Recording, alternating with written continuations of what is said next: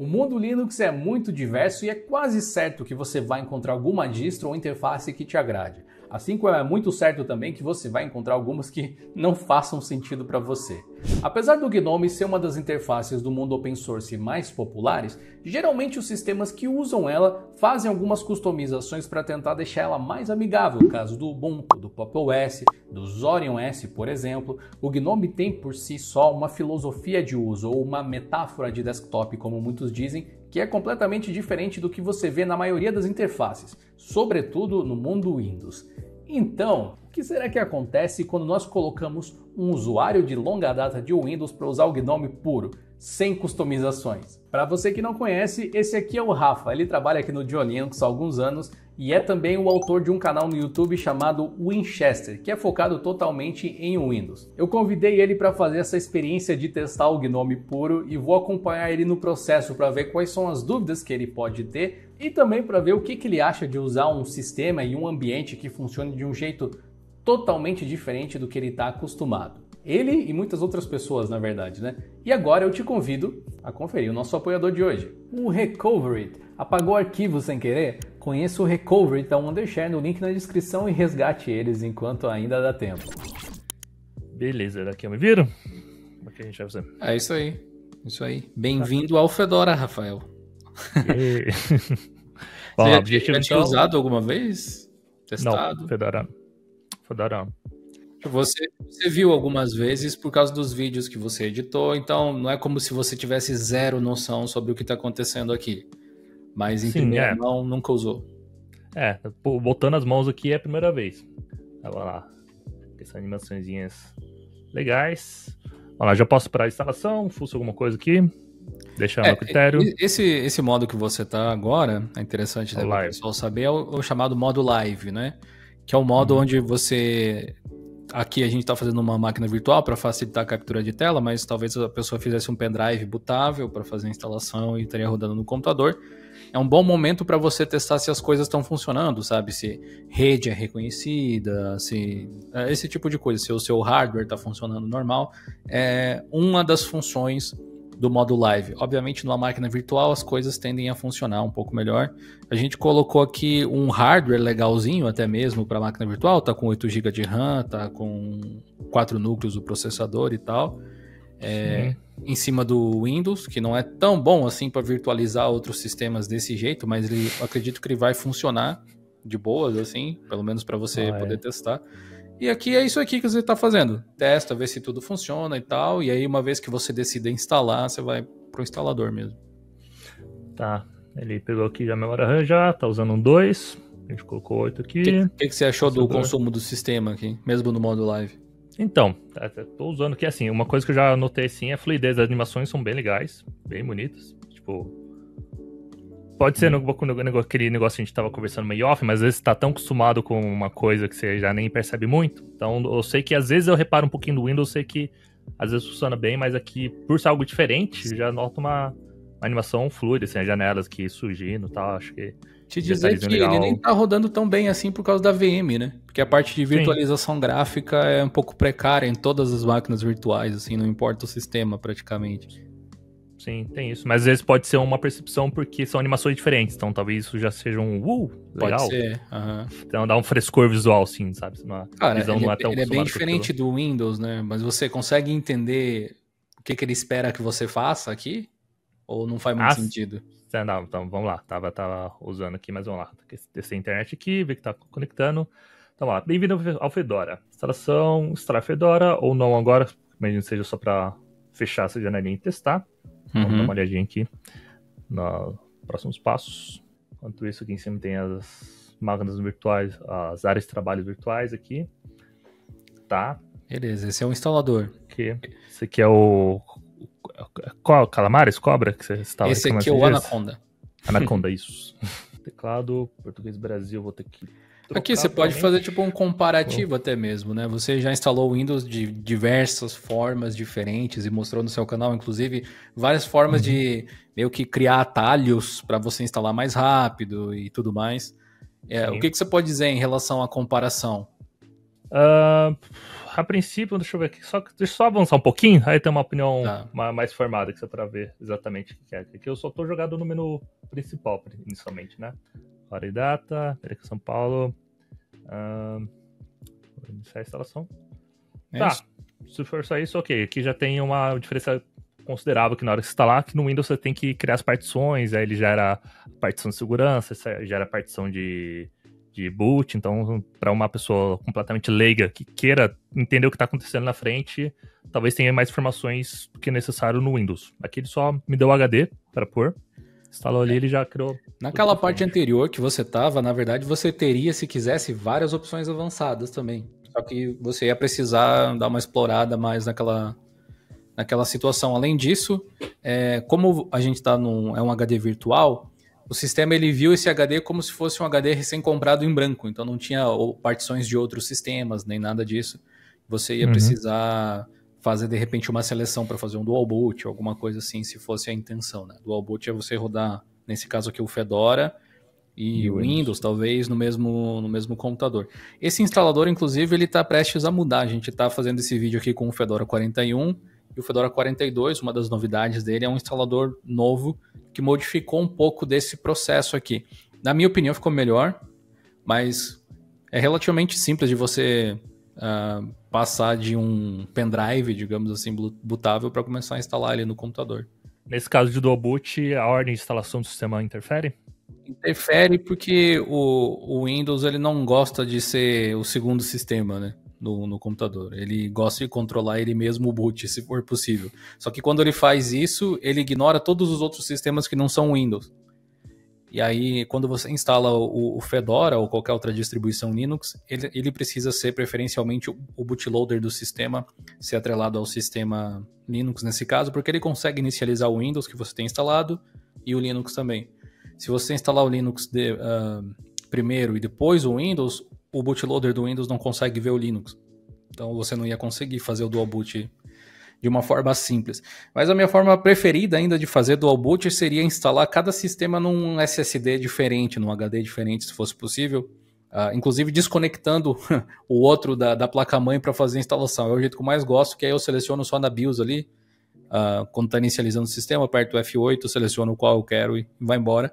Porque aí você não tem problema de compatibilidade de bootloader, não precisa se preocupar se uma atualização do Windows vai sobrescrever alguma coisa ou vice-versa. Tá, então considerando uma pessoa que esteja pensando em migrar agora, ela não quer fazer migração total, mas quer testar um dual boot, o ideal é manter o Windows do jeito que está mesmo e, se possível, um outro HD, mas se não tiver, cria uma outra partição e instala ali mesmo direto. A forma mais, acho que tranquila de você fazer isso, a gente até tem tutorial no canal, um pouco antigo, mas ainda tem, é você chegar no gerenciador de discos do Windows, reduzir a partição, tipo abrir um espaço, né, de quanto você pode, quanto você quiser. Como eu disse antes, talvez uns 50 GB, que seja alguma coisa assim, só para você ter um espaço para instalar o sistema, instalar aplicativos, deixar alguns softwares baixados, jogos são grandes, né, hoje em dia e tal, se a pessoa for querer jogar. Mas enfim, abrir um espacinho ali e pode até formatar a partição, se você quiser, pelo gerenciador de discos do Windows, botar uma letra nela, etc. E aí quando você for fazer a instalação aqui, ao invés de apontar o disco igual você fez, você aponta a partição especificamente.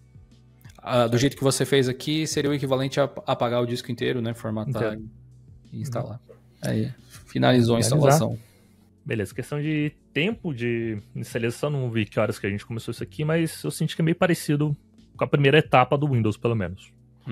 Agora, até o pouco que eu me lembro, assim, vendo os vídeos seu, eu sei que aqui é onde vai ter uma diferença brutal, porque o Windows vai querer enfiar a goela abaixo um monte de coisa pra você, várias etapas, e aqui eu sei que ainda que o Fedora mudou um pouco o instalador, porque pra mim aqui tem um defeito já. Tu vê que ele tinha a opção de finalizar a instalação. Você clicou nela, mas e aí? Fechou tudo e tá no modo live ainda.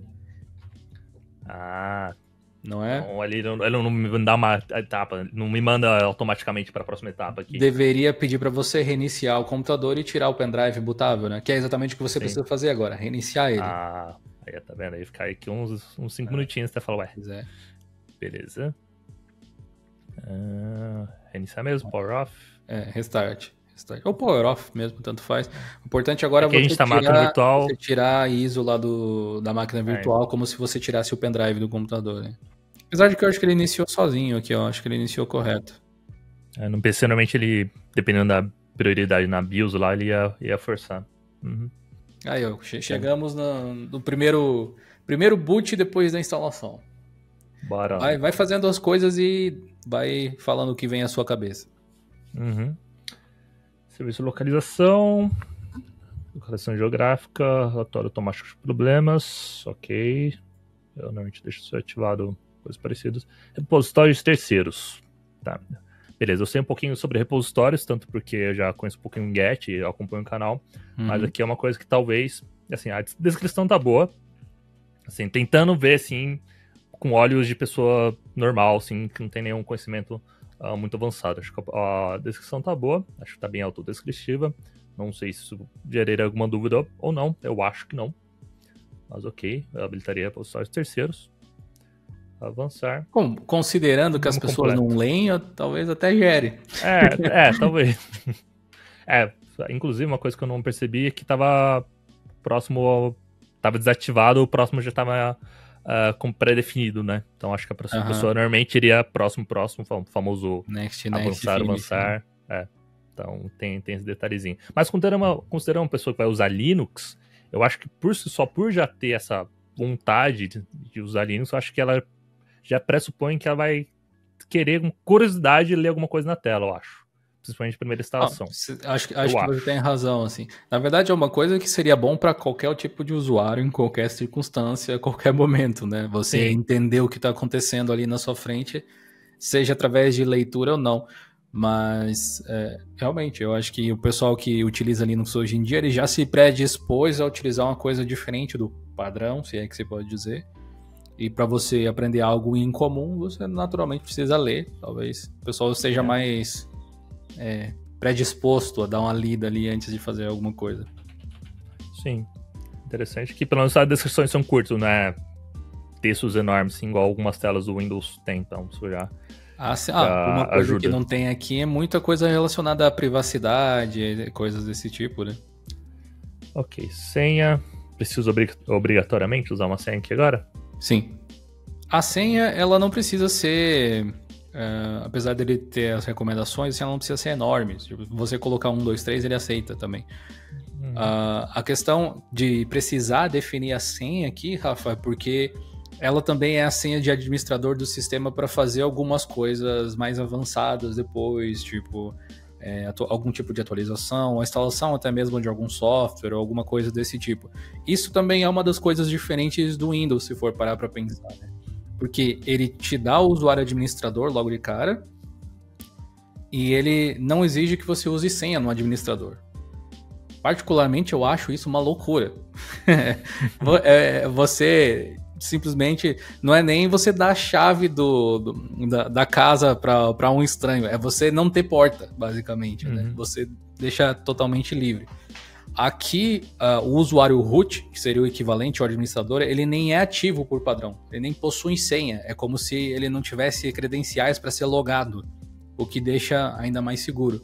Mas como você precisa fazer tarefas administrativas mesmo sendo um usuário comum, você define essa senha para o seu próprio dispositivo, essa senha na tela de login ali, e você vai utilizar essa mesma senha com o tal sudo, que hoje em dia tem no Windows também, né? Para quem quiser utilizar, eu vi que você já mostrou lá no canal também. Que você vai acabar utilizando para fazer instalação de aplicativos e coisas desse tipo, e utiliza essa mesma senha aí. Tá, então aqui no caso, esse aqui não tem usuário root. O usuário que eu criei aqui é tecnicamente o root. O usuário root, ele existe, mas ele por padrão não é ativado. Isso muda... Tanto que se você tentar logar como root, não existe senha. Você vai precisar definir uma senha para o root primeiro. Mas isso no dia a dia não muda nada, então... Não, se eu quiser ter teoricamente o sistema deveria funcionar normalmente com os privilégios de um usuário normal, pelo menos para a maior parte das coisas. Talvez a gente pode explorar depois, vamos ver se vocês barrem algo que precisaria ser root, mas acho difícil. Vamos lá. Beleza, que ele carregou a interface pela primeira vez. Vamos fazer o tour. Bom, aqui já de cara 10 vezes mais rápido que o Windows, sem comparação. Aqui no Windows pularia umas 15 telas até chegar. Não sentiu falta daquele lá? Estamos preparando o... Nossa, aquilo lá... Nossa. Assim, tudo bem que é uma coisa que você vai ver na vida e outra na morte, se você não formatar muito o computador, mas eu acho necessariamente aquele negócio... Pois é, cara, você faz alguma ideia do que o Windows fica fazendo durante aquilo? O que tem tanto pra configurar assim, né, que demora? Não faço ideia. Inclusive, recentemente, justamente com essa polêmica de usuário local, descobriram um código que você coloca no Windows Sim na instalação. Primeiro até que você tá no Windows Sim, você abre o terminal ali, coloca um código, cara, ele pula tudo e cai praticamente direto do desktop. Que já só mostra que não faço ideia também. Eu tenho a impressão que talvez naquele momento inicial ele fique justamente verificando as conexões online que o sistema faz. É a única explicação que eu consigo imaginar. Porque... O que exatamente ele customiza para você de fato? Nada, assim, durante a instalação até pergunta, você vai usar seu sistema para uso doméstico, para trabalho, para jogos e tal, aí quando você coloca, dependendo do que você configura, ele deixa, sei lá, se você for usar para jogos, ele já deixa fixado na barra de tarefas ali o aplicativo do Xbox. Se for usar para família, ele já, depois ele deixa no iniciar ali o aplicativo de configuração da sua conta familiar ali, para você ter os membros de família, mas nada disso justifica mais do que 3 segundos que levaria para você instalar. Pô, então é uma dúvida mistério aí que eu não conheço do Windows mesmo. Pois é. Vamos lá, fazer o tour. Opção geral, panorama. Pressiona a tecla Super, já deixa como Windows aqui. Tem, por curiosidade mesmo, tem um motivo para ele chamar de tecla Super? Ou é só... não quero usar o Windows aqui no meu sistema. Super, de fato. Ela é a tecla meta. Ela é uma tecla de composição. A Microsoft, quando começou a se espalhar pelo mercado, começou a lançar computadores que tinham o logo do Windows no lugar da tecla Super, e daí, pela popularidade, as pessoas começaram a chamar de tecla Windows, né? Então, hoje em dia é muito provável que você vá comprar um teclado e naquela teclinha em particular, aquela tecla de composição, a tecla meta, ela vai ter o loginho do Windows. Mas, por exemplo, o meu teclado aqui não tem, ó. Ele tem um outro símbolo que é tipo de janelas espalhadas ou alguma coisa nesse sentido. Mas eu acho que no caso do Linux talvez seja justamente pelo pessoal querer desvincular um pouco essa ideia de que essa tecla não pertence à Microsoft. É uma tecla de um teclado, sabe? Tipo isso. Mas às vezes se você não fala tecla Windows, o pessoal não sabe qual que é, então tá ali entre parênteses também. Pesquisa poderosa. Basta começar a digitar em panorama de atividades. Você pode usar pesquisa para iniciar aplicativos e tudo mais. Imagino que seja pesquisar aqui direto. Teste isso. Ok. Nada muito... Firefox. É isso mesmo. O que você tá achando tipo desse tour de boas-vindas? Você acha ele compreensível ou alguma coisa assim? Sim, é uma coisa que falta no Windows. Acho que talvez se... Como será a palavra? Se estão convencidos que o usuário já vai saber utilizar muita coisa, então não dá uma ferramenta dessa. Na época do Windows 8 ia fazer a diferença, né? Se você muda um pouco o workflow das coisas. Uma coisa em particular que eu tenho como crítica dessa tela de boas-vindas aqui é que eu acho que ela deveria ser um pouco mais parecida com... Talvez alguns smartphones Android façam isso bem. Hoje em dia, talvez o pessoal do Android, muitos fabricantes tenham mesma questão da Microsoft, aquela coisa, óbvio, todo mundo sabe usar já.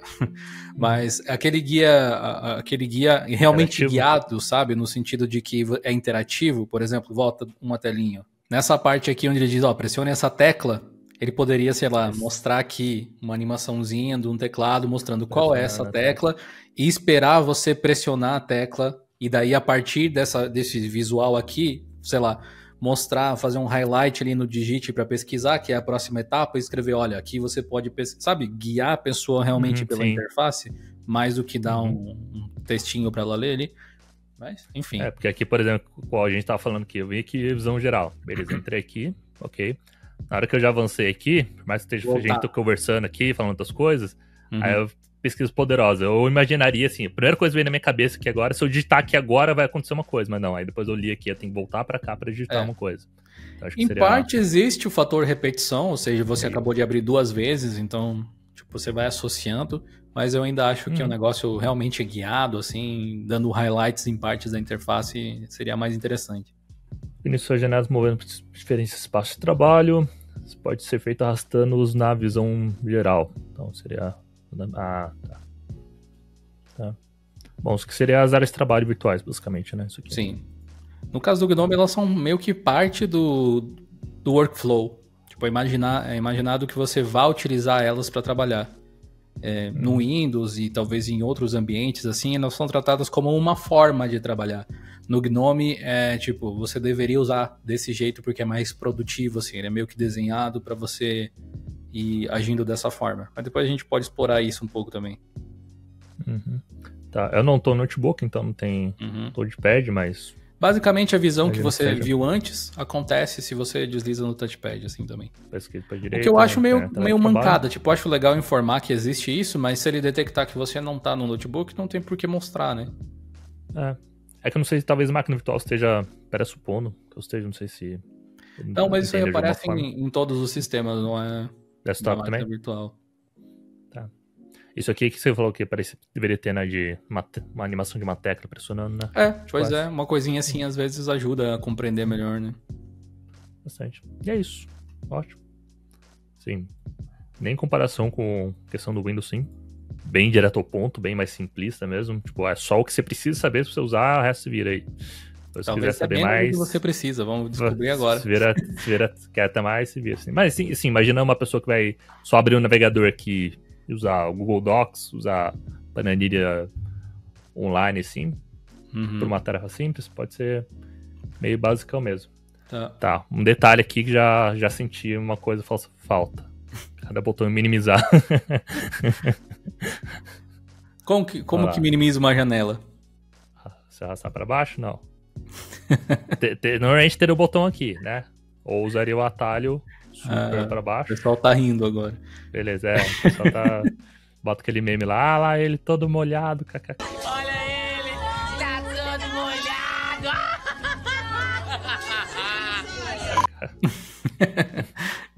Windows D não vai, Windows M abre.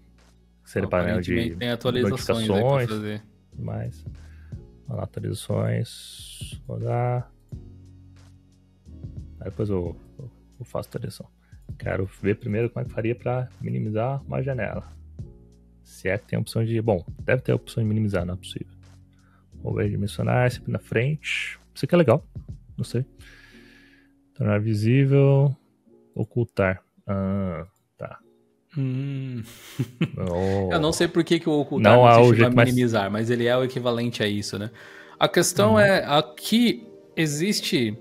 Você pode concordar ou não, eu mesmo tenho os meus degladiações, sei lá como é que eu falo em relação a isso, mas a proposta é que você não minimize as coisas. Tipo assim, eu vou tentar te fazer ver dessa forma, e aí depois você me diz o quanto isso faz sentido ou não na sua cabeça. O GNOME ele tem uma proposta de design de workflow definitivamente diferente do que se vê no Windows, no macOS e virtualmente qualquer outro ambiente gráfico, mas ele lembra consideravelmente a forma com que você trabalha no Android ou no iOS. Certo. Você não tem um botão de minimizar nos aplicativos do Android ou alguma coisa desse tipo. Tudo bem, interface diferente, né? Dedo versus mouse, aquela coisa toda. Mas a ideia é que uma pergunta bem direta. Você minimiza os aplicativos no Windows por quê? Pra quê? Qual que é a função? Porque alguma coisa na minha frente eu quero focar em outro aplicativo. Geralmente. Exato. No caso aqui, tudo isso, gestão de janelas, troca de aplicativos, modificar, tudo isso se concentra numa única tecla no GNOME. A tecla do Windows. Tecla Super. Então, aperta ela e abre, por exemplo, o gestor de arquivos. Ele tá ali na dock embaixo, ó. Arquivos. Vamos dizer que você queira tirar ele da sua frente ou alguma coisa assim. Você coloca ele em tela cheia. Aí, não tem maximizar também. Mas os dois cliques funcionam. Beleza, digamos que você queira ir pro Firefox agora. Você não minimiza ele e clica no Firefox. Você aperta Super e clica no Firefox. Certo.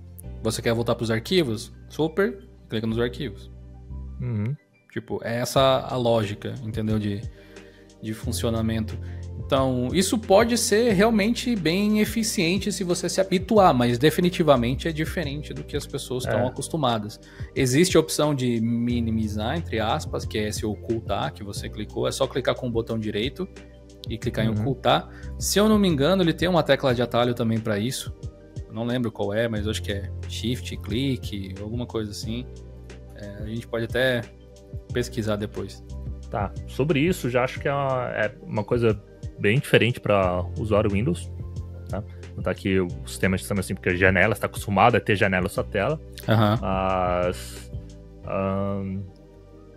aí depende muito da questão de workflow. Eu, como sou um usuário consideravelmente mais avançado, tô sempre com 7, 8 janelas na minha tela, então às vezes me acostumo a ter muita coisa ali, e quando eu preciso minimizar, minimizo ali, mas normalmente tô com bastante coisa na tela.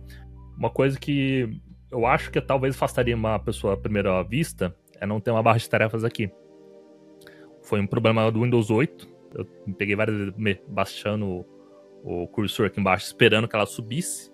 Sim. Mas pelo jeito é possível, por padrão, é possível assim, configurar utilizando extensões, aqui no caso do Gnome, mas o comportamento padrão dele é assim. Inclusive você pode pegar, por exemplo, o editor de texto que está ali embaixo na dock, que é tipo um bloco de notas, em vez de clicar ele, pode fechar, aperta a tecla Super de novo, agora arrasta o ícone para a segunda área de trabalho.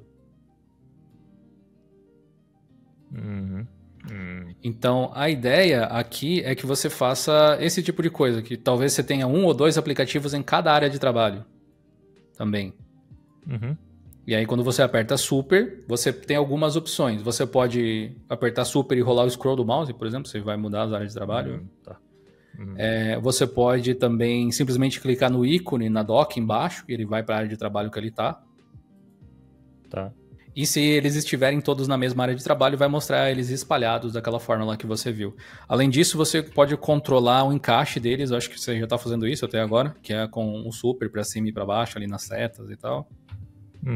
Então, é um modelo de trabalho que, se você for ver, talvez você nem precise tanto assim do mouse, né? Você pode ficar só ali no teclado. Inclusive, se eu não me engano, também existe uma tecla de atalho para você passar de uma área de trabalho virtual para outra. Acho que Super Windows, Shift Super, alguma coisa assim. E Super Alt Plado. Super Alt tava caçando ele aqui. É legal. Área de trabalho virtual é um negócio que eu sei que tem no Linux desde um dos primórdios aí, praticamente. O Windows chegou só no Windows 10. E mesmo no Windows 10 para cá, tá fazendo quase 10 anos de mercado, é um negócio que eu nunca consegui integrar no meu workflow. Então é um negócio que não consigo me acostumar. No caso do Windows, particularmente, eu tive a sensação de que eles colocaram para dizer que tinha. Tipo, eles nunca pensaram em, beleza, vamos integrar isso no workflow das pessoas.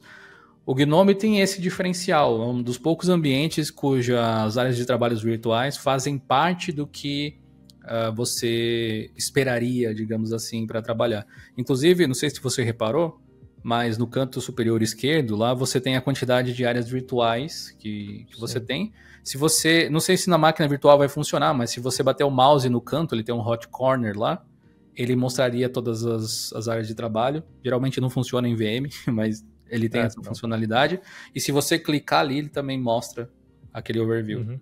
Então tem mais de uma forma de você...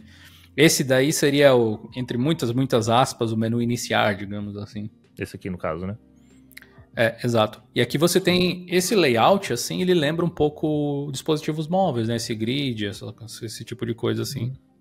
Aplicativos tela cheia e tal. É bem mobile mesmo. Isso aí, legal. Talvez eu sentiria falta de uma coisa informando que isso aqui são áreas de trabalhos virtuais, tá? Eu batendo o olho que eu já sei, mas porque eu já uso coisas meio semelhante, apesar de falar que não uso áreas de trabalho virtuais, eu tenho aquele Time Window Manager lá que eu falei pra você, que ele tem essa função aqui que eu sei bater o olho, eu sei o que tá acontecendo aqui, apesar de eu não usar muito essa separação das coisas. Mas acho que tiver alguma coisa que indicando, isso aqui são áreas de trabalho virtuais, seria o que você acha que seria um bom indicativo para a área de trabalho virtual ali? Ter alguma coisa falando, um pop-upzinho aqui, sabe? Deixa o mouse em cima e ele diz área de trabalho virtual, algo assim?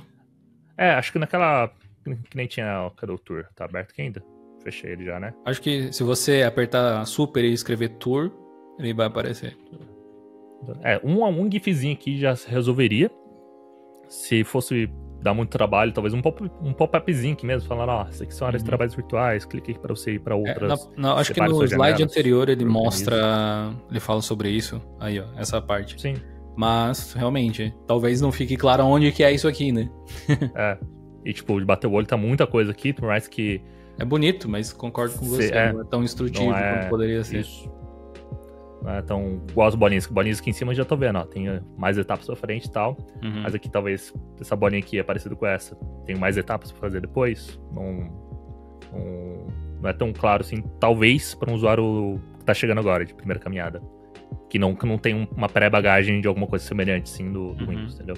Tanto é que no próprio Windows mesmo tem área de trabalho lá virtual quase 10 anos e muita gente não sabe até hoje. Porque é coisa que pouca gente usa. Quem usa vai se identificar mais. Em parte, eu acho que quando você pressiona a tecla Super, por exemplo, pressiona ela de novo aí, o visual das coisas fica um pouco mais claro se você for observador, né? Conforme você clica, dá pra ver que lá em cima vai mudando. Então são outras áreas de trabalho e tudo mais. E falando assim em relação a softwares, antes de você fazer atualizações ou fazer algumas tarefas aqui que eu separei só pra ver se você consegue se virar, o que você achou do conjunto de aplicativos que vem aí pré-instalado? Ou até mesmo do consumo do sistema, né? A gente pode ver também. Em geral, conjunto de aplicativos. Basicão. Calculadora, câmera, mapas. Mapas é um negócio que eu até hoje não entendo porque que existe em desktop. Mas ok. Relógio, meteorologia. Já vem com o Office aqui, uma coisa que o usuário Windows precisa correr atrás, né? Quando vai utilizar. Utilitários. Acho que basicão tá aqui. Uma coisa que eu bati no olho aqui, se fez eu pensar, não achei. Tá aqui. Loja de aplicativos. Por mais tá aqui embaixo. Mas talvez se tivesse uma coisa aqui escrito loja, pelo que eu vi não tem. Que é uma coisa ele está aqui com o ícone sem nome. Mais que um usuário talvez uma hora ou outra ia esbarrar aqui. Tivesse uma opção aqui escrito loja mesmo, aplicativos, Store, acho que seria semelhante. Ainda mais esse ícone aqui tá me influenciando muito a ser Play Store, então acho que alguma coisa, acho que um usuário de primeira viagem ia clicar aqui sem ler. Eu nunca pensei nesse ícone como Play Store, mas isso é legal de pegar uma perspectiva de fora. No caso da loja ali, talvez poderia apresentar ela naquela telinha do tour, né? Também seria uma boa. Onde você consegue... Porque, por exemplo, ele falou lá atrás sobre repositórios terceiros. Tipo, eu sei o que é, mas acho que talvez aqui seria... lembra aquele repositórios terceiros? Você tem certeza que você não quer instalar? Aqui, talvez? Não sei se teria a opção de influenciar aqui mais uma vez. Acho que a própria palavra repositório é uma coisa técnica de software, geralmente. Tipo, repositórios existem em outros contextos também, mas... é bem comum de se utilizar no mundo de software, e quem não entende o que essa palavra significa pode, né, ficar meio boiando.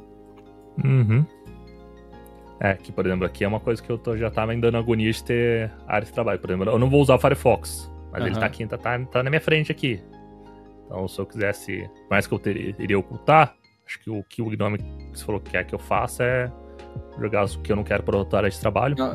Na verdade, você poderia maximizar ela ou alguma coisa assim, né? Mas considerando, por exemplo, aqui a gente tá uma tela 1080p, que não é meu monitor principal. Meu monitor principal é uma tela enorme, mas tudo bem que é um ponto fora da curva aqui, mas uma tela 4K gigante aqui. Sim. Raramente eu utilizo coisas em tela cheia, justamente porque eu não preciso todo esse espaço para um aplicativo. Então, assim...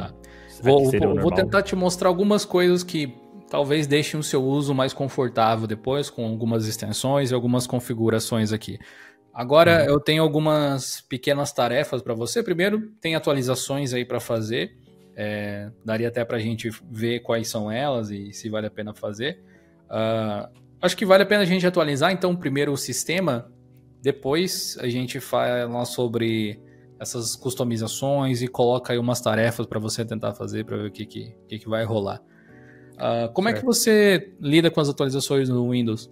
Surgiu o baixo instalo. Não tenho nada contra, não.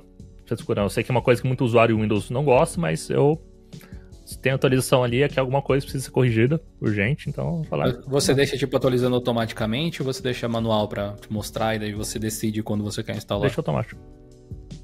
Automático. Tanto é que, principalmente ultimamente, uma coisa que muito usuário de Windows, principalmente mais antigos, tem aquele problema lá de reiniciar do nada o computador enquanto tá trabalhando. Isso é uma coisa que já não acontece há muito tempo, então, por mim, eu deixo ativo lá. O sistema já não é mais tão intrusivo assim nessa parte.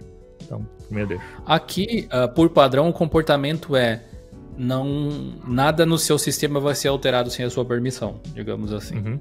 Mas você pode automatizar essa tarefa também se você quiser. Por exemplo, ali no menu hambúrguer, na direita, do lado do botão de fechar, você vai ter preferências e daí tem ali atualizações de programas, é automático, mas do sistema não necessariamente.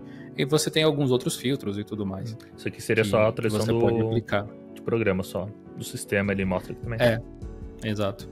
E aí o Fedora tem essa mecânica de reiniciar para atualizar, semelhante ao Mac, semelhante ao próprio Windows, na verdade, né? Que ele baixa todas as atualizações e daí na reinicialização na inicialização ele instala, que é uma forma de evitar o perigo de corromper o sistema sem querer, sabe? É um pouco mais seguro, mas pode ser inconveniente, às vezes, você reiniciar para ter acesso ao update de alguma coisa que você queria ter. E aí, nesse caso, você sempre pode também atualizar pelo terminal. O terminal é o seu amigo aí, você pode fazer as coisas na hora por ele, se quiser. Mas aqui a gente pode seguir o caminho normal, se você quiser. Se quiser se atualizar pelo terminal, seria só mandar um sudo, aí, por isso da senha de antes. Não, o Fedora não usa o apt, o Fedora usa o DNF. Então você escreve Fedora, sudo, DNF, update. É isso aí, só dá Enter. Aí você digita a senha que você colocou lá na instalação. Você pode ver ali que ele tem alguns repositórios diferentes, do Google Chrome, tá ali mesmo que você não tenha ele instalado, do PyCharm. Esse RPM Fusion ali também é um exemplo disso. E aqui ele te dá um resumo, basicamente, tem bastante atualização. Sim. Bem embaixo tem os tamanhos. Aqui tem quais são os pacotes, de qual versão para qual versão e tal. E bem no finalzinho ele tem um resumo de tudo isso. Ali embaixo você tem... ele vai estar instalando 18 pacotes novos, vai estar atualizando 835 e vai estar substituindo 838 nesse processo também. Total de 1 GB. O total de pacotes que ele vai baixar é mais ou menos 1 GB. Depois de instalado ele vai instalar 4 GB e vai remover 4 GB. E aí você tem ali Sim ou não. o Is This OK? Tipo, isso aqui tá certo. Se você pressionasse Y e desse Enter, ele ia confirmar e seguir com a instalação. E o padrão é esse N ali, então se você escrever um N ou simplesmente dar Enter, ele não faz nada. Cadê a galera nos comentários que reclamam no meu vídeo que o Windows tem muita atualização quando instala? Aqui também tem algumas aqui, já achei bastante até. 830, é bem mais que o Windows. Não sei, tem 20. 30. Mas é 1 GB só também. Tipo, são muitos pacotes, mas não é tão grande assim. Tem isso. Tá, o usuário normal provavelmente iria vir aqui, então eu vou clicar aqui mesmo sem você falar que posso ou não, pra ver exatamente o que acontece. E tá vendo que aqui ele não pede a senha nem nada, né? Tipo, pela interface você não precisa desses elementos necessariamente. Pelo menos por enquanto aqui ele não vai solicitar nada. Bom, enquanto ele atualiza aí, só de curiosidade, deixa eu ver as configurações do sistema, né? Não mexi aqui ainda.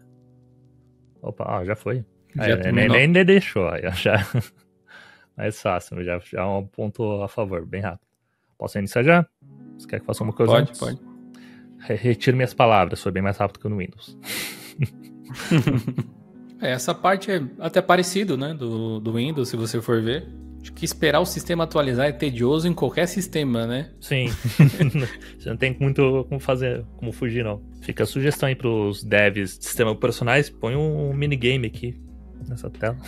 Bota o jogo do dinossaurinho lá do Chrome aqui, resolve já. Sendo chato aqui, acho que podia ter só um gifzinho rodando só pra garantir que não congelou totalmente a tela, né? Uma coisa rodando. Igual no Windows tem aquelas bolinhas que ficam rodando, sim. Mas seja algum indicativo que, sei lá, o sistema não morreu, congelou por completo. Qualquer animação, né? Verdade. Bem observado. Mas sim, aqui sendo bem chato mesmo, mas... Não, pode ter certeza que tem desenvolvedores do Gnome e do Fedora assistindo esse vídeo. Então você pode fazer dar essas ideias aí, porque são coisas legais. Beleza, acho que voltou aqui, pelo menos. Até agora, assim, a gente teve uma experiência de instalação, de setup inicial e tal, dando uma olhada no workflow do sistema. Quais que são as suas primeiras impressões, assim, com o Gnome? Me incomoda ainda não ter aqui embaixo a barra de tarefas, é questão de costume, e a questão de minimizar, talvez, gerenciamento de janelas aqui é um negócio que teria que se acostumar um pouquinho com essa alteração. Duplo clique ok, aumentar. Paradigma forte. Sim, acho que eu me estaria disposto a acostumar com uma coisa assim, mas seria uma coisa que eu ficaria ali algumas horinhas aqui brincando com a janela aqui até ter a memória muscular de fazer as coisas, mas enfim. Justo. Depois que você se acostumar com isso, nunca mais vai conseguir usar outra coisa. Provavelmente. Vai ser difícil. Mas assim, prometo te apontar um caminho que pode solucionar um pouco dessas questões aqui que você teve. Deixa eu te fazer alguns micro desafios aqui, só para ver você mexendo no sistema. E eu quero que você vá dizendo o que está se passando pela sua mente enquanto você faz essas coisas. Algumas coisas são bem bobas e fáceis, mas que podem ser diferentes dentro do ambiente diferente assim também.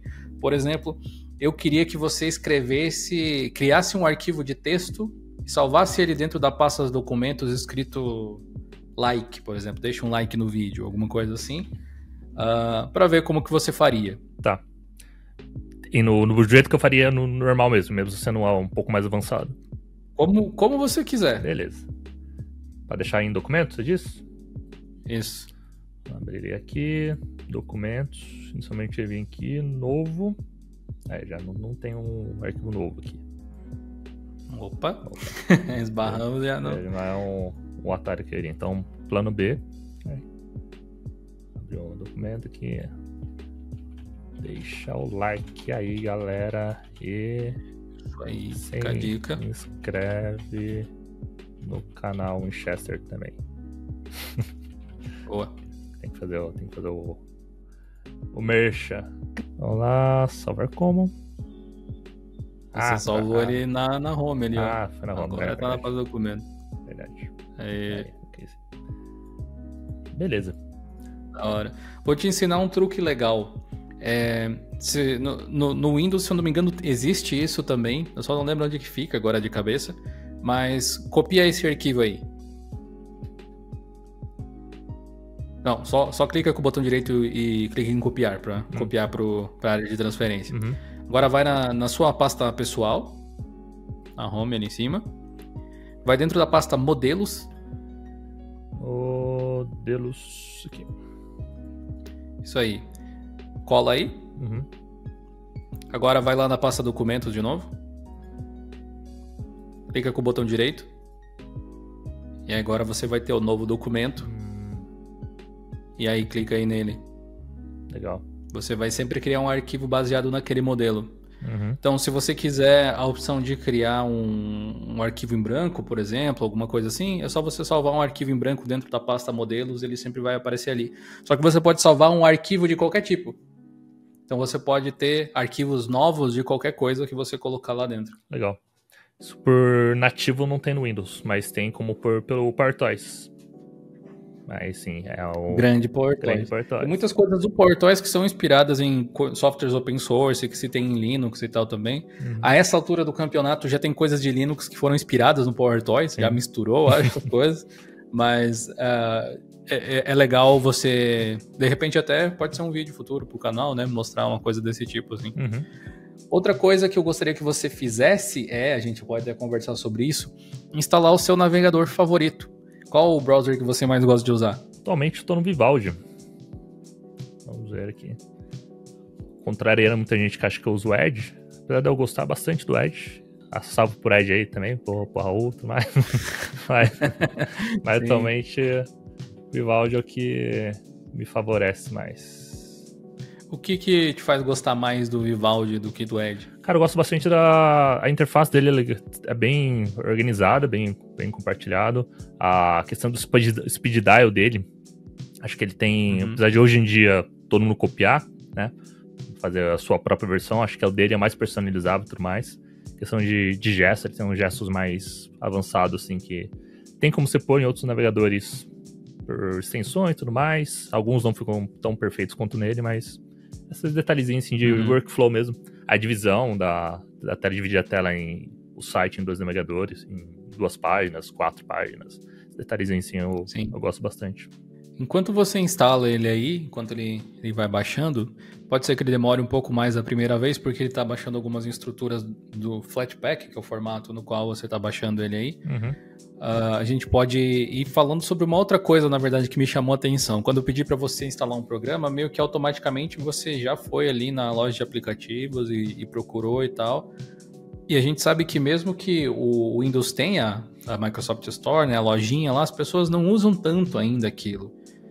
Mesmo tendo o Winget, né, hoje em dia, as pessoas capazes de usarem mais o Winget do que a Microsoft Store para muita coisa, quem busca um meio alternativo. Muita gente busca ainda as coisas diretamente no site e tal. O Vivaldi mesmo poderia ser um navegador que você poderia instalar dessa forma, acredito. O que te fez raciocinar dessa forma? Foi você ter acompanhado muitos vídeos e visto que isso existia, você acha, ou é uma coisa intuitiva? Apesar de eu também usar muito o Winget hoje em dia, eu já bati na cabeça aqui que eu não tenho o Winget disponível, apesar de ter suas variações, né? Eu não sei exatamente qual seria o comando aqui, poucos podem me mostrar como, mas como eu já sei que tem a loja, eu, mesmo no Windows mesmo, quando eu não acho uma coisa do Winget, eu vou pra loja depois procurar. Apesar que hoje em dia tudo que tá na loja aparece no Winget, mas geralmente eu tenho a pretensão de usar loja de aplicativos hoje em dia. Apesar de, como você falou, muito usuário Windows também não gosta muito.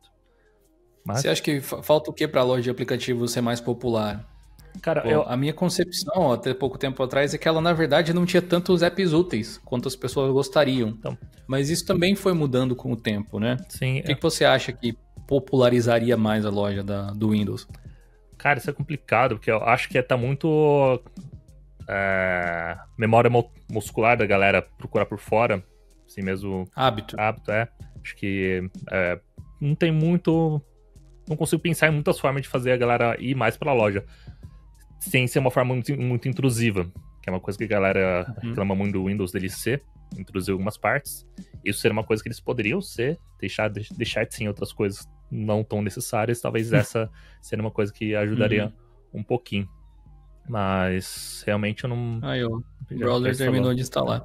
Eu não consigo pensar em uma solução para isso, mais questão de costume mesmo. Tentar torcer que as gerações atuais, como são mais acostumadas em celulares, buscar loja de aplicativos também busca aqui.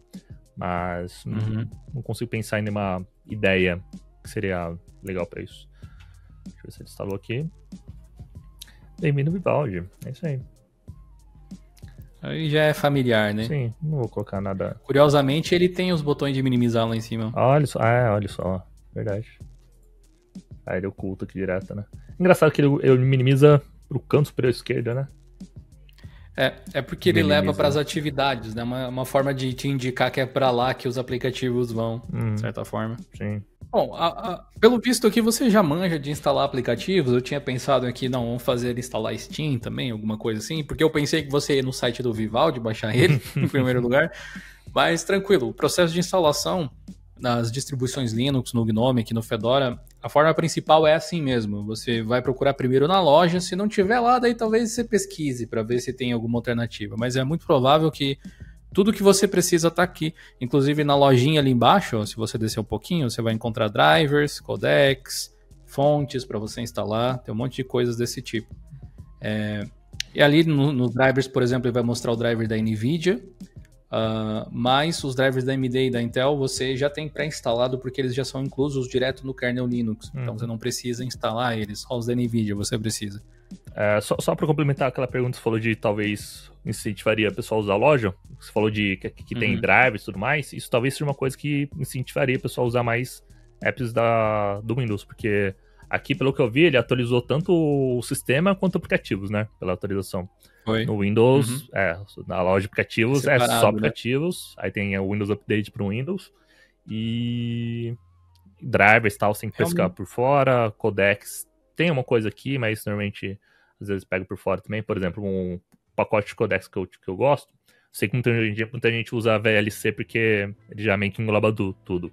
Pessoalmente, eu gosto do Kalite. O Kalite clássico. Sim, que não tem aqui são outros, na verdade, né? Ele tem outro nome. Mas tem ele aqui? O equivalente a ele? Na verdade, ele já tá com todos os codecs, né? Já vem. Na instalação mesmo, ele já adiciona todos os necessários. Mas você pode ir ali embaixo em codecs e você vai... existe uma implementação do Media Player Classic. Aí sim. Eu gosto bastante. Na verdade, aqui, se você for ver, abre o menu aí do sistema um instantinho para você ver uma coisa. Vai ali no grid. Distribuições Linux costumam ser muito assim. Ele já vem com um aplicativo para você reproduzir vídeos, bem simples, tipo equivalente ao Media Player Classic, talvez até mais simples. No caso do Fedora, aqui você precisa de um arquivo de vídeo e vai embora, né? No caso do Fedora, você ainda tem o Rhythmbox, que ele é um player de áudio em particular, lá embaixo, na esquerda. E ele tem aquelas propriedades de ser tipo um jukebox, sabe? Que você organiza playlists, álbuns, você pode usar ele para ouvir podcasts e coisas desse tipo. Tem o Office, que você viu já com aplicativo de planilhas e tal. É o LibreOffice, não é o Office da Microsoft, né? Pro usuário... Ele é uma boa ferramenta. Tem seus problemas de compatibilidade e tal, mas tá ali. Isso aqui é uma coisa que, assim, eu não sou usuário de Office full time, apesar de eu assinar, mas mais por causa de OneDrive do que do Office em si. Mas é uma coisa que eu não consigo justificar uma pessoa, hoje em dia, pagar o Office para utilizar o Office, porque não vejo tanta diferença assim grotesca entre o Office da Microsoft mesmo, muita gente acostumada, para qualquer outro serviço atual, para fazer a maioria das que as pessoas fazem. Eu vejo minha mãe utilizando... Minha mãe utiliza muito o pacote Office, principalmente planilha, e assim, o pouco que eu vejo ela utilizando, eu consigo ver que claramente ela utilizaria qualquer versão gratuita. Deve fazer em qualquer um. Isso aí é uma coisa que realmente eu não... Tirando a parte de OneDrive, que acho que é alguma coisa que vale a pena, ou que você tá pagando, apesar do aumento gigante que teve ultimamente do preço, mas não vejo muito porquê pagar o Office hoje em dia. E aqui, no caso, se você voltar para a loja aí mais uma vez, você pode instalar o VLC por aí, que você tinha falado, também seria uma solução, mas lá na home tem a seção de codecs, que você poderia adicionar alguns extras, caso você quiser, ali no explorar, perdão, bem embaixo, tem a seção ali de codecs, onde você poderia instalar, na verdade tem um só que ele não está instalado, que é para playback do eSpeak. Esse daí seria para sintetizador de fala, se eu não me engano. Então todos os outros de reprodução de mídia já vêm pré-instalados quando você clica naquela opção de habilitar repositórios de terceiros lá no início da instalação. É isso que adiciona o suporte aos navegadores, aos drivers da NVIDIA, esse tipo de coisa. Então já fica tudo meio que centralizado ali. Sim. Eu queria que você desse uma customizada no sistema e me desse as suas impressões em relação a isso, mudar talvez o modo para Dark, enfim, tentar dar uma mexida no visual das coisas e me dar suas impressões em relação a isso. Tá, vamos lá então. Direito, configurações, o que nós temos aqui? Aqui eu lembro que quando a gente fez o vídeo anterior lá no Zorin, foi uma coisa que eu apanhei um pouquinho para trocar o tema. Daquela vez que a gente fez o vídeo juntos com você testando o Zorin S, eu peguei meio que leve com você, porque é uma distribuição bem voltada para iniciantes, o próprio layout dele lembra um pouco o Windows. Aqui é uma pegada bem diferente, eu acho que é o mesmo nível de impacto que alguém que mudasse do Windows para o Mac teria, talvez até um pouco mais em alguns aspectos. Então, talvez algumas das coisas que você aprendeu lá no Zorin, por ele utilizar uma versão modificada do GNOME também, você possa aplicar aqui, mas nem tudo vai ser igual. Certo. Bom, tema que já mudei. Deixa eu ver uma coisinha alternativo que você falou, né? Que teria aqui. Exato. Borda ativas. Funciona com mouse também. A gente já experimentado. Okay. As áreas de trabalho, não sei se você percebeu, elas são dinâmicas, né? Conforme você cria uma nova, joga uma janela nova para uma área de trabalho, ele cria uma nova. Você pode também dizer assim, só quero 2, só quero 3, só quero 4, enfim, definir uma quantidade específica. Vamos ver. Aqui eu só tô fuçando aqui, ver se tem uma coisa mais interessante de customização. Essa parada aqui de contas online, por exemplo, é algo que eu acho bem positivo. Para quem gosta de integrar, por exemplo, Google Drive, OneDrive, etc., né? Você tem todas essas coisas meio que disponíveis aqui para você quando no Windows, se eu não me engano, você não tem, por exemplo, como integrar o Google Drive diretamente sem usar o aplicativo do Google, né? Sim. Eu digo, você ir nas contas do sistema e adicionar coisas. Isso aqui lembra muito, de novo, um sistema mobile, né? Tipo Android, que você vai adicionar contas. Uhum. Realmente. Aí uma vez que você coloque, sei lá, a sua conta Microsoft ou a sua conta Google, ali ele vai integrar diversos aplicativos diferentes. Ele vai mostrar o seu Google Calendar no calendário do sistema, ele vai mostrar os seus e-mails no aplicativo de e-mail e assim por diante. Tá. Bom, ia testar aqui só pra ver na prática como que seria a integração, mas deu algum erro aqui no Microsoft. Ele abriu o navegador ou não? Não. Acho que não, né? Não. Tenta nesse do Google pra ver se vai. No item Secret Boa Path. pergunta, ó. Acabamos de achar um bug, desenvolvedores. Isso com certeza não deveria ser assim. Aqui é um lugar, você tinha falado da senha, né? Aqui é um lugar onde você iria necessitar da senha se quisesse modificar clicando ali em desbloquear. Em cima, tá vendo que você não consegue mexer em nada? Uhum. Aí você precisa, beleza, eu tenho acesso de administrador, então eu posso criar novos usuários, eu posso modificar esse usuário que eu tenho. E se você quiser entrar sem passar pela tela de login, é só ativar essa opção ali, daí você não precisa digitar a senha na hora de ligar o computador. Uhum. O que pode ser inseguro dependendo da situação, né? Claro, Sim. se estiver na sua casa, beleza, não faz diferença. Mas se é num laptop que você deixa em algum lugar, leva para a faculdade, é uma boa ter a senha ali no início, né? Mas isso aqui é uma coisa que às vezes a Microsoft faz, eu elogio quando ela faz, mas muitas vezes ela não faz, eu acho uma sacanagem também, que é não deixar opção para o usuário. Que é, por exemplo, aqui, se você quiser fazer um login automático, você pode fazer. No Windows até se consegue fazer, mas é tão burocrático, tipo, tem que fazer um tutorial só para ter uma opção aqui, que normalmente não é algo que deveria ter. Então, acho que... Aqui, no caso do Fedora, dependendo do hardware que você estiver rodando, a gente está numa VM, sempre bom lembrar, então algumas coisas são mais limitadas, mas também tem a opção de... Tem alguns laptops, por exemplo, que tem leitor de digital, você poderia utilizar isso, né, para fazer login, por exemplo. Inclusive, até usar digital no lugar da senha de sudo no terminal. Você põe o dedinho ali, ele autentica com fingerprint. Achou os wallpapers aí também? Wallpaper sim, foi ali na aparência, né? Ó, só não me senti muito à vontade de trocar, mas todos eles aqui também. Achei legal que todos eles têm uma versão tema claro e tema escuro, né? Esses que vêm por padrão tem a variação. Se você trocar o tema Dark, eu acho que, não sei se você percebeu isso, mas você pode fazer isso direto pelo menu de acesso rápido lá em cima também, na direita. Aí, ali mesmo. Ali você tem um estilo escuro. Legal. Você pode mudar diretamente por ali. Inclusive, por ali também você tem acesso rápido às configurações do sistema, naquela opçãozinha. E também acesso à ferramenta de screenshot, que é aquele outro ícone do lado da engrenagem. Que aí você pode usar para gravar vídeo da tela ou, né, fazer um screenshot de algum lugar. Considerando aqui, comparando com o Windows aqui, dois detalhes. Fluidez para trocar de sistema, nem comparação. Do Windows você troca de sistema, fica... Vai fazer um transformer assim pra mudar as coisas. Não sei porque não Rogério está hoje, acho imbecil. Apesar que, dando um pouco de... Não querendo defender muito, é difícil alguém ficar trocando de sistema direto, né? A maioria das pessoas gosta de tema claro, só deixa. Gosta de tema escuro, só deixa. Ou poucas pessoas ficam alterando assim. Mas é uma coisa que não tem tem muito... uma opção aqui, por exemplo, dele trocar o tema ao anoitecer. É o que eu ia falar. Algumas pessoas gostam disso. Pessoalmente não gosto, mas entendo quem gosta. E, de novo, é bom ter a opção para o usuário. Porque essa ferramenta de screenshot, você quer uma coisa que o Windows deveria ter uma coisa mais indicando que existe também. Muita gente não sabe que existe até hoje. O máximo, você aperta a print assim, ele dá a opção para você. Mas não é tão visual assim. Minha mãe mesmo às vezes parece: mãe, Rafa, como é que faço tira print aqui? Fala, só apertar aqui a tecla print. Aí vai lá e tira, mas não é tão intuitivo. Até hoje tem gente que tira screenshot assim, cola no Paint e salva, né? Isso assim, o Windows até que forçou um pouquinho mais ultimamente quando você apertar só o print, ele não só tira print e não mostra indicação visual, aconteceu uma coisa, igual era antigamente. Hoje você aperta print, ele abre para você a ferramenta de print e tal, já ajuda um pouquinho.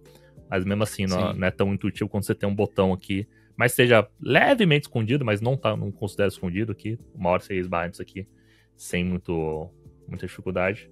É uma coisa que ajuda. A única coisa que eu acho que falta nesse aplicativo aqui, se é que eu posso criticar alguma coisa, é que quando você tira esse screenshot, por exemplo, pressiona esse screenshot aí, ele já salva diretamente na pasta de imagens, tipo, ele meio que organiza para você, que é uma filosofia vinda de smartphones e bem focado com o público atual, mas ele, por exemplo, não te dá a opção de você editar essa imagem antes, colocando, sei lá, um círculo, uma seta, uma anotação, alguma coisa assim, ele não tem essa ferramenta, né? Isso aí eu realmente...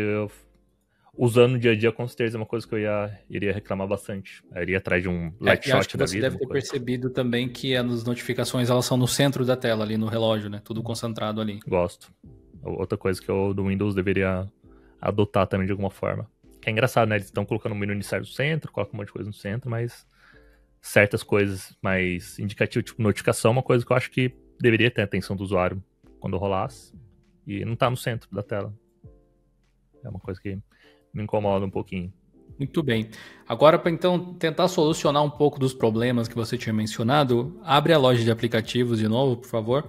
A gente vai instalar duas ferramentas que vão ter o potencial de modificar consideravelmente como o Gnome funciona. A primeira se chama Ajustes, é o Gnome Tweaks, pode escrever Ajustes, ou são os ajustes do Gnome, essa é a primeira opção aí. Pode instalar ele. Pode voltar. E o outro que eu gostaria que você instalasse é o aplicativo de extensões. É o gerenciador de extensões. Que é essa primeira opção aí. Exato. Esse daí, o Ajustes do Gnome já instalou, então você pode abrir ele se quiser. Vamos abrir ele daqui, ele aparece aqui embaixo. Vai estar. Você pode pesquisar por ajustes, por exemplo. Isso aí. Pode dar um continuar, beleza. Acho que mais fácil para você ver as coisas é abrir um outro aplicativo, mas como tem a loja atrás, acho que já vai servir mesmo. Pode clicar nele, vai na opção de janelas. E ali, ó, você tem botões da barra de título, tá vendo? Tem uma seção. Só habilita o maximizar e o minimizar. Logo embaixo. Aí.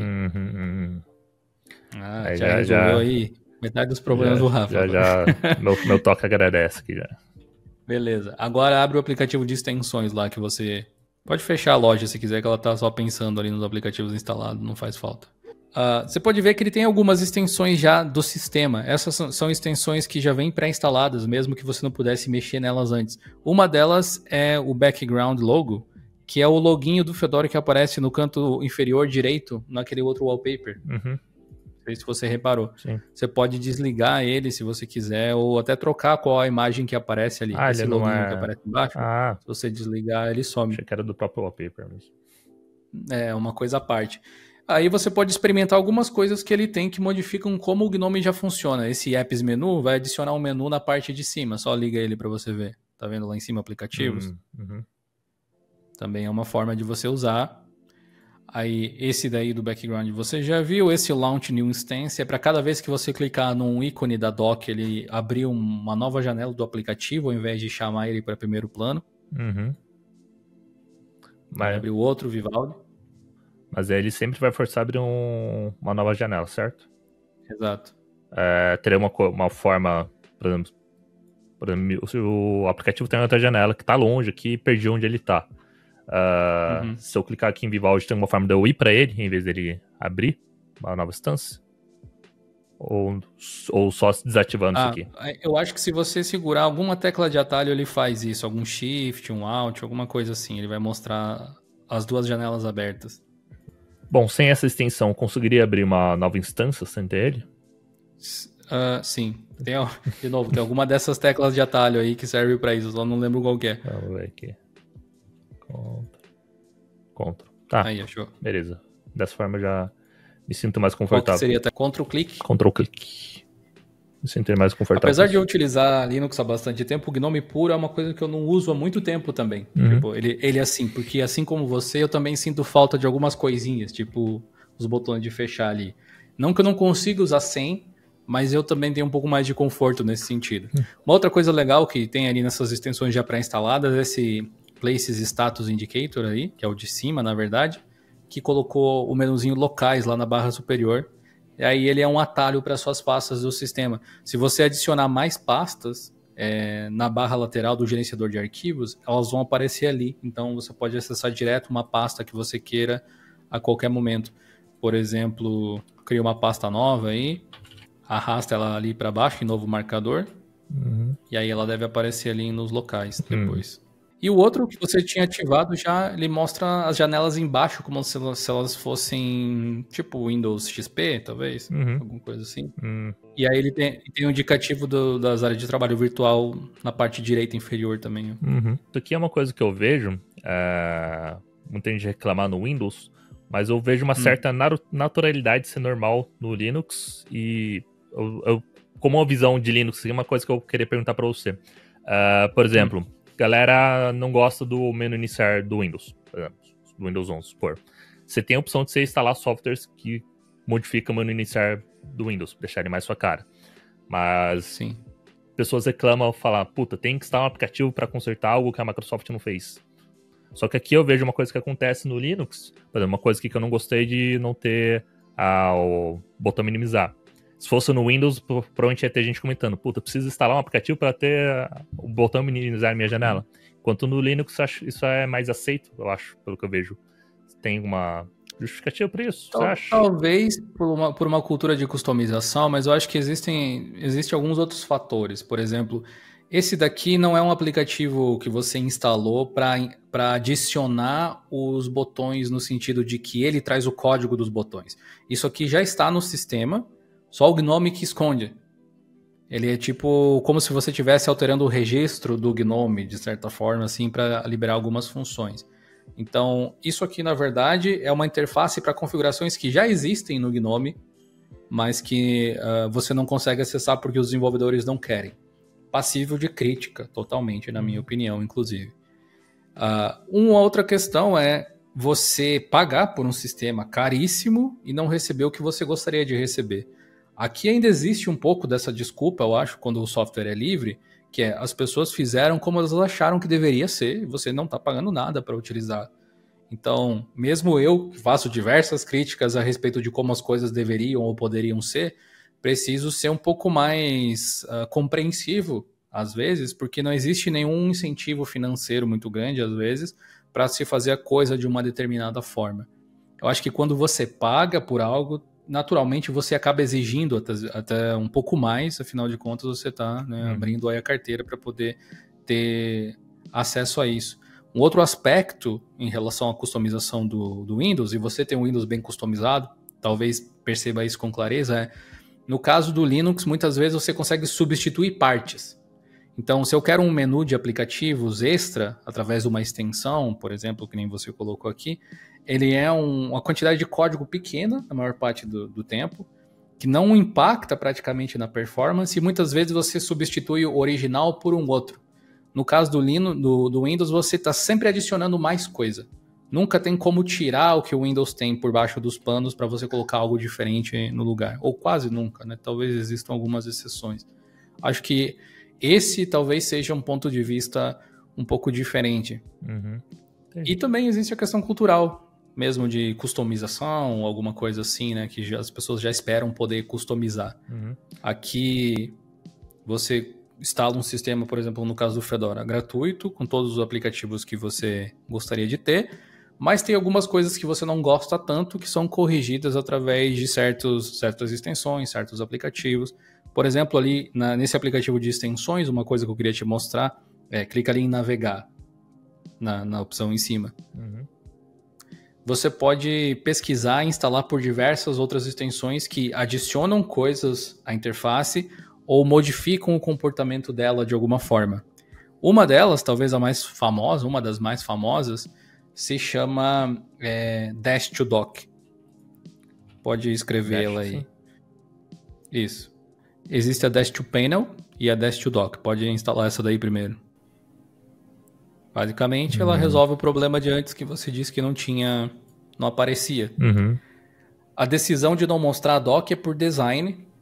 E eu também acho meio besteira não ter opção por padrão de você adicionar isso. Mas ela ser exibida aqui e tal não é uma questão de adicionar muito mais código em cima do que já existe, mas uma questão de configuração mesmo.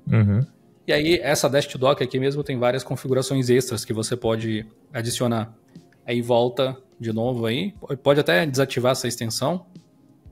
Você tem que ir ali em instalada, agora na outra aba. Ela deve estar mais para baixo só. Em cima. Isso. E agora vai lá no navegar e ativa a Dash to Panel para você ver. E aí você tem um Windows-like agora, Sim. no caso. E você vê que a barra lá de cima ela foi movida para baixo. Os elementos, por exemplo, ali que antes estavam em cima estão para baixo, coisas assim. Uhum. O Gnome poderia permitir esse tipo de coisa por padrão também, imagino, mas não permite. Então, essa é uma forma de você contornar essas limitações que o time de design do Gnome colocou, porque acredita que a forma de funcionar deveria ser outra. Mas você tem essa liberdade de customizar assim e tal. Do mesmo jeito que você tem uma certa liberdade de customizar o Windows, né? Se você for ver. É bem customizável. Isso é uma coisa que... Mas a forma com que se faz isso é diferente. Isso é uma coisa que o pessoal do Gnome estipulou que é o jeito que eles querem. Mas no caso, distros que usam Gnome, por exemplo, Fedora, se o desenvolvedor do Fedora quisesse, poderia vir isso como padrão do sistema. Poderia. Na verdade, aqui, não sei se você vai lembrar, mas apesar de ser um pouco diferente disso, o Zorin OS é meio que isso aqui. Uhum, sim. Né? Tem os botões de minimizar e tal, a barra embaixo, meio Windows-like, alguma coisa assim. E é basicamente isso. Você vai ter lá os seus aplicativos na esquerda. Isso tá me incomodando muito, minimizar aí pra esquerda. Enfim. Uma coisa que eu sei que você já reclamou uma distro qualquer, System Tray. É a mesma coisa. Ele não tá com o System Tray também. É uma extensão, mais uma vez, que você pode adicionar se quiser. Ele tem um esquema de gerenciamento de aplicativos de segundo plano, mas é um pouco restrito, porque precisam ser aplicativos em Flatpak, em particular, e esses aplicativos precisam avisar pro Gnome que eles estão rodando em segundo plano. Uhum. E ainda assim não é a mesma coisa que um System Tray, né? Tipo... E isso realmente é uma coisa que não entra muito na minha cabeça. System Tray não é uma coisa passageira. Continua ali e vai continuar enquanto o paradigma de computação desktop existir. Por favor, mostre a sua System Tray rapidamente no Windows aqui, só para o pessoal ter uma noção da quantidade de coisas que você roda. Porque não é só uma questão de você ter aplicativos em segundo plano.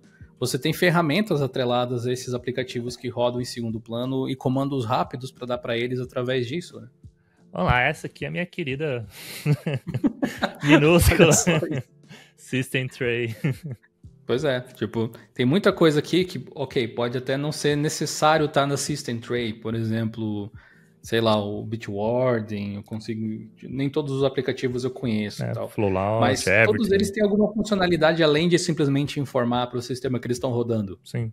Além de ser uma boa forma de informar para o sistema que eles estão rodando, né? Não à toa, as distribuições que são um pouco mais voltadas para o desktop assim costumam trazer esse recurso porque ele é útil, inegavelmente, né? Se você fechar uma Steam, por exemplo, da vida, no Gnome, sem ter a extensão de System Tray, você não tem como saber que o aplicativo está rodando ainda em background. Às vezes está consumindo banda porque está baixando algum jogo, alguma coisa assim, você não faz ideia, né? Sim. Mas a System Tray existe no Gnome também, ela só está escondida. Ou isso seria uma coisa que teria que ser adicionada realmente para um... É uma coisa que precisa ser adicionada. O recurso de System Tray ele precisa ser adicionado através de uma extensão também. De App Indicators, ali, se eu não me engano o nome da extensão. Tá. Mas não é no caso que nem a da barrinha aqui, que era a doc, né?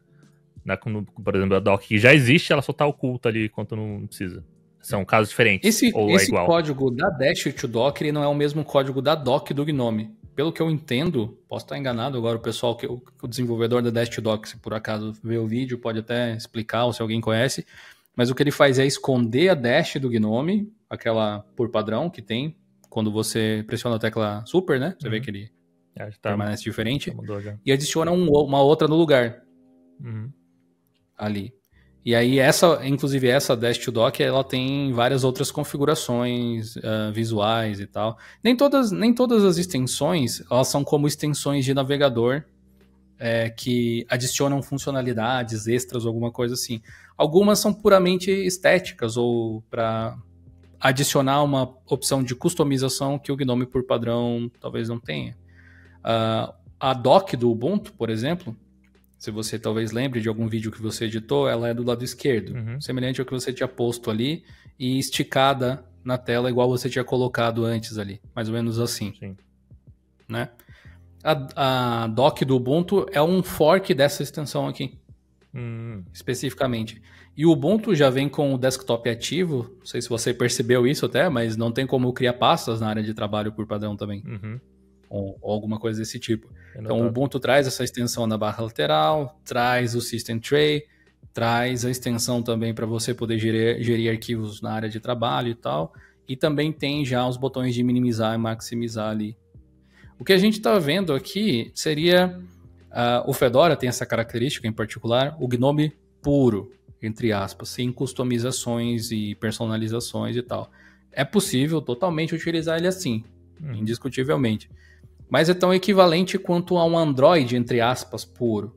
Quando um fabricante põe as mãos nele, vai criar a MIUI, a One UI, etc. E vai trazer elementos que eles achem que faz sentido para os próprios usuários. Né? Entendi.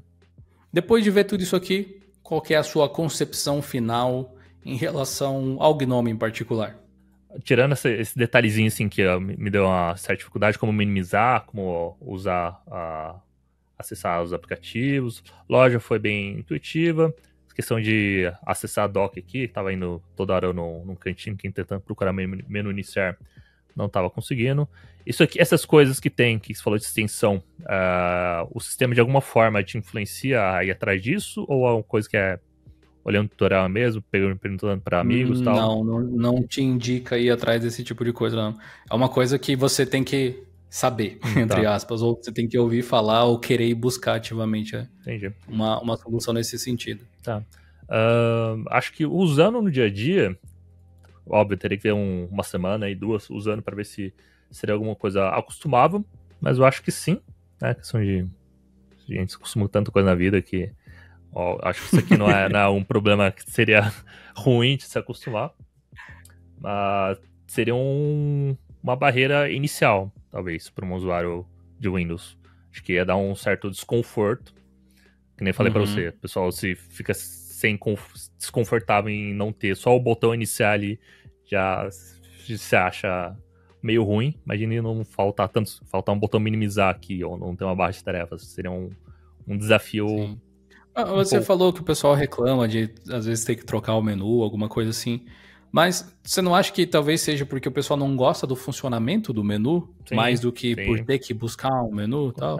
Se ele fosse, bom, entre aspas, assim, por padrão, o pessoal já não ia se queixar tanto, né? Com certeza. O próprio, recentemente mesmo, vazou, entre aspas, um novo menu inicial no Windows 11, que, corrige vários problemas que a galera tava reclamando do menu atual do Windows 11. Então, acho que pelos comentários do vídeo eu vi que uma galera gostou. Sempre vai ter gente pra reclamar, mas muita gente que falava, não, realmente, antes tava ruim, agora consigo me ver utilizando mais no dia a dia. Então, sei, com certeza, se o negócio for ruim, o pessoal vai querer reclamar mesmo e ir atrás de corrigir mesmo. Considerando que bom e ruim é muito relativo, né? Também tem essa questão. Mas, Rafa, foi muito legal passar por essa experiência com você. Eu acho que você trouxe alguns pontos que eu mesmo nem me ligava mais. E é sempre interessante a gente, enfim, revisitar as coisas que são familiares pra gente de um outro ponto de vista. A gente sempre aprende muito. E também fica aí a observação que se o pessoal gostar desse tipo de vídeo, a gente pode fazer o Rafa voltar aqui no futuro para testar o que provavelmente muita gente ia pedir para você testar, que é o KDE, que é a outra interface mais popular. Essa sim, muito mais parecida com o Windows. Inclusive dizem que o Windows copia tudo do KDE há muito tempo. E também a interface do SteamOS, lá da Valve, do Steam Deck e tal, que vai ter talvez algumas semelhanças maiores com o que você está acostumado. Se você que está assistindo aí tiver interesse em ver esse conteúdo, deixa aí nos comentários e não deixa de conferir também o canal Winchester. É isso aí, confere lá também. Em breve, tô devendo, mas vídeo de transformar o Windows em Linux vai sair em algum momento. Deixar bem parecido, igual eu já fiz o Windows. Igual eu já fiz o Windows virar um macOS da Microsoft, tentar fazer um Linux da Microsoft lá em algum momento. Mas um momento aí vai sair. Me cobra lá, vai lá nos comentários e me cobra. Não faço porque o pessoal não me cobra. Então.